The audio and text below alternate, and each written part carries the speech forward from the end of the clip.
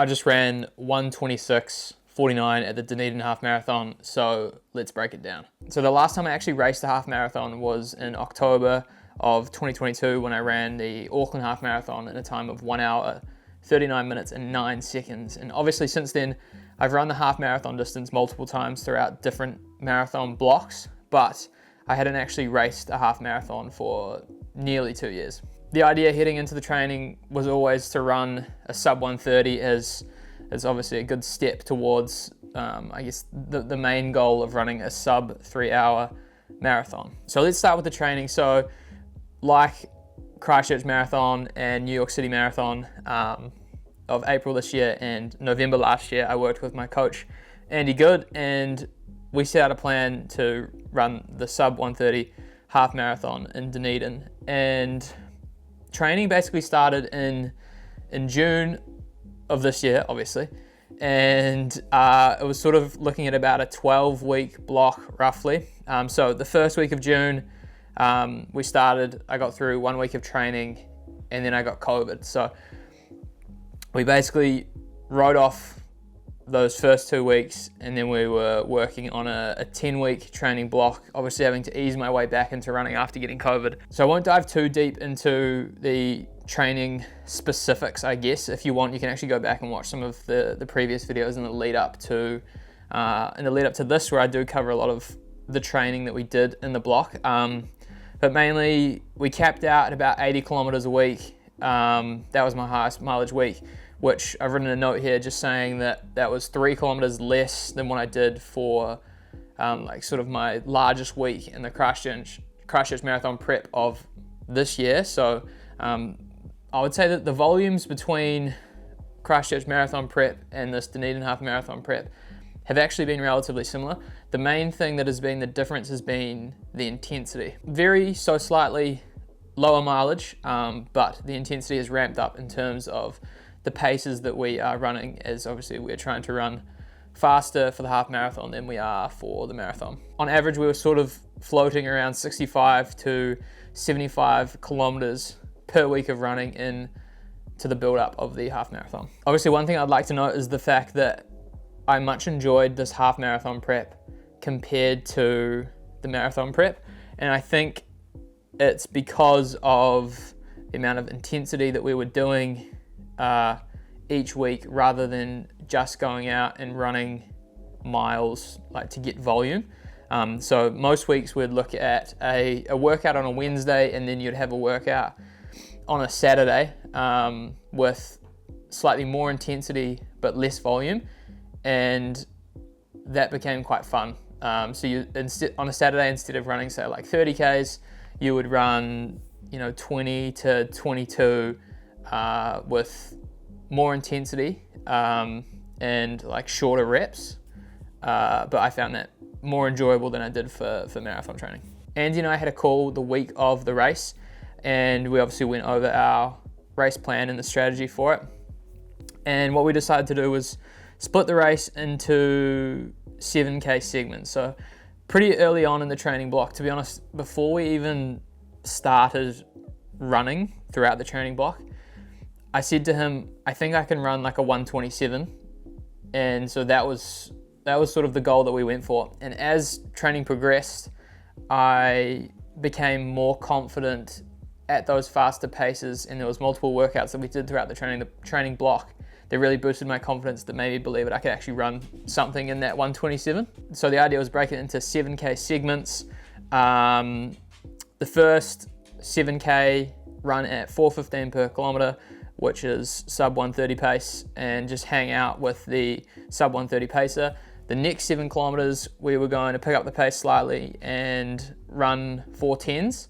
And then for the last 7K, it was sort of what's left in the tank / can you get down to like around that like 4:05 to 4:07 pace, and averaging those out, that should put me somewhere in that 1:27 realm. What we were trying to do by doing that was avoid going out too hot, running at threshold or a little bit above threshold, and then just build up too much lactic acid and blow up in the second half of the race. So in terms of nutrition in the lead up, I didn't do much of a carb load like I did with the Christchurch Marathon.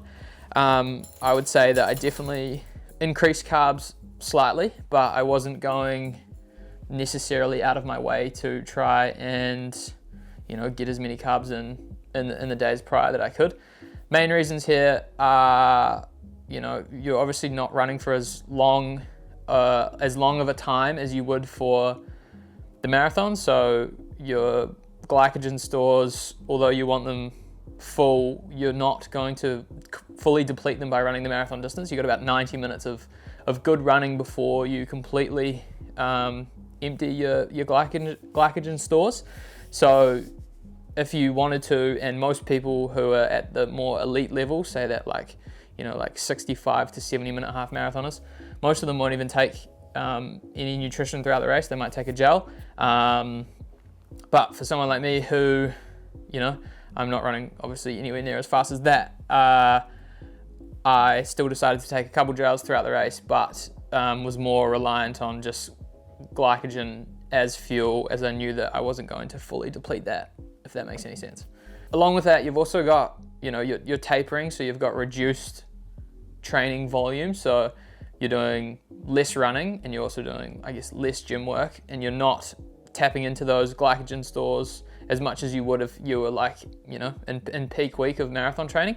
So they're naturally going to be fuller because of that, because you're not tapping into them as much as you would during like a hard training week. So my wife Sam and I, we actually decided to fly to Dunedin. It's only a 4.5 hour drive down, or like a 45-minute flight or an hour flight.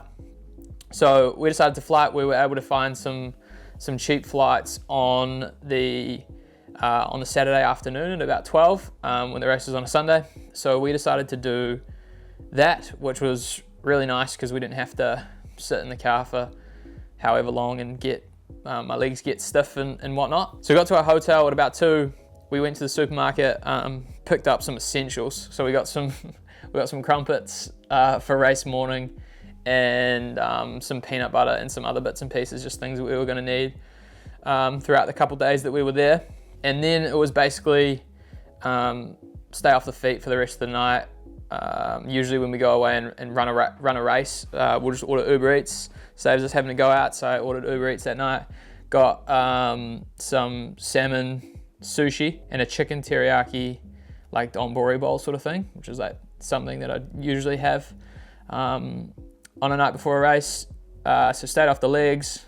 We watched that show, The Perfect Couple on Netflix. Great show if you haven't seen it. And had a pretty early night. So I was pretty skeptical of this when I first saw it, but the half marathon race start wasn't actually until 8:45 in the morning, which is like probably one of the latest races that I've ever run. And when I first saw it, I was like, it's kind of admin, like if the sun's up, it'll be kind of hot, whatever. But it turned out to be great because it meant that I think I went to bed at 9 and then I woke up at 6 or like 6:15 or something, and I could actually get a decent night's sleep, not have to like feel too rushed in the morning. And then we were staying relatively close to the start line on purpose, and so we just walked up to the start line. It was like a 1.5K walk, and I think that in itself removed a lot of the pressure or anxiety that I would typically feel on a race morning, where you have to sort of like, your alarm goes off while you're in the middle of deep sleep, and you wake up and you feel a bit groggy, and like it feels like the morning's like just a little bit harder to get through. But with this later start, it made everything just feel like a little bit easier. So yeah, woke up at about 6 or 6:15. I had 2 crumpets with some peanut butter, and then I did 2 scoops of G1M Sport in a water bottle, and that was all I had to eat that morning. Like we had so much time. We watched the F1 qualifying. Like that's how much time we had on our hands. And then obviously got all of my gear on. We walked down to the start line, which wasn't too far from our hotel, which was ideal. Got there relatively early. I wanted to get enough time there to not feel like too anxious or whatever. Or if I needed to go to the toilet, I'd have time to get in line to go to the toilet. Met up with one of my mates, Hayden. him and I, we went for a quick warm up. We did about 10 or 15 minutes and did some strides. And then 20 minutes before the start, I had a gel. So that was 24 grams of carbs, 100 calories. And that was something that I'd been doing before every session and I guess you'd call it long run throughout the marathon prep. So I tried that, I tested that, I know that that worked. So the weather on race morning was what I would call perfect running weather, especially if you're someone from New Zealand. So the weather in the week leading up had said that it was going to be raining and windy, which is, I guess, is two things you don't really want. But when we woke up in the morning, it was still and it wasn't raining, and the weather was about 5 or 6 degrees Celsius. I don't know what that is in Fahrenheit, but relatively cold. But like that's the type of weather that we'd been running in throughout the whole block, basically. So it not being windy was a key element. I'll put up the course map, but as you can see, you basically follow the water all the way around, and it's pretty exposed. And so if it was windy, you would definitely feel that. The race starts, and I'm sort of, tucked in behind the 1:30 pacer, and the whole idea for the first 7K is just switch the brain off and follow the person in front of you and run 4:15s. So I had my watch set up to split every single 5K, but the main thing that I was looking at was I had one screen on my watch which was just average pace. So as long as my average pace was sitting around that 4:14 to 4:15 mark for these first 7Ks, then I was doing what I was meant to be doing. So for the first 7 kilometers, pace was 4:14, 4:11, 4:17, 4:14, 4:12, 4:13, 4:17. So they kind of go up and down a little bit, and I guess when you're running on someone else's clock to some degree, those times are going to fluctuate slightly, but it obviously all evened out over the first 7K. There's nothing really interesting about that first 7K, apart from, we finally got out to some more exposed areas, and it wasn't necessarily windy at the time, but I decided that it could potentially pick up. And so what I did was I ran an extra kilometer with the 4:15 pacer, and with the thinking that I sort of made an in-game decision that if the wind was to pick up, I was going to be better off probably being in a pack and running those next, say, 3 or 4 kilometers in a group until we hit the turnaround, then just going off and running them solo and having to deal with that wind by myself. But then basically I decided after that 8th kilometer, enough was enough. It wasn't that windy, and it was time to go and run my own race. So the plan from 8 to 15 was try and run about 4:10s, and I found at this point there's a pretty big gap between the majority of people who were running 4:15 and then everyone else. So once I got past that 4:15 pacer, you were for the most part basically running solo the rest of the race.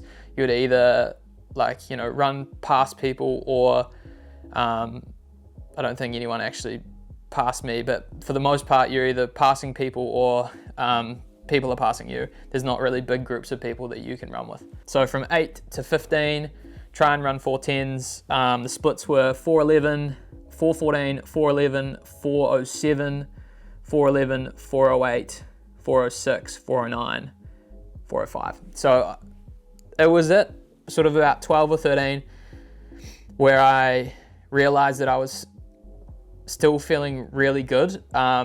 I'd taken a gel at 6Ks, and I'd also taken a gel at 12Ks with the plan to take another one at 18.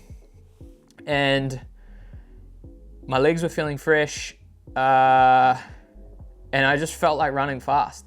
And so the plan from 15 to the end basically was, I would call it controlled chaos. It was just how fast can you run those last 6Ks without absolutely demolishing yourself and having some juice in the tank at the end. So the idea was, instead of trying to run 4:05s for those last 6 that we had sort of like talked about with Andy, it was more, how can you negative split the next 6 kilometers and run something fast, and then potentially get into that 126 range without completely blowing yourself up. And so 15 and 16, I ran 4:05s. At the 17K mark, I ran a 4:01.